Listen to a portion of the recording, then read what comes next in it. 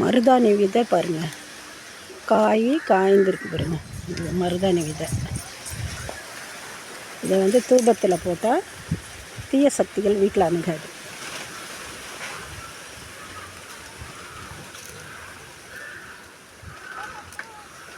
சாம்பிராணியில் போடணும் இந்த விதைகளை.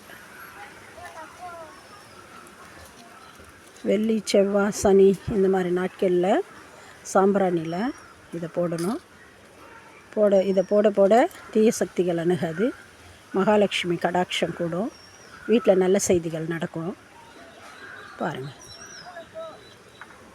ஓகே,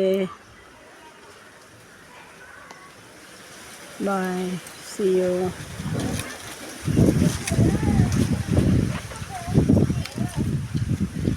இது மருதாணி இலைகள்.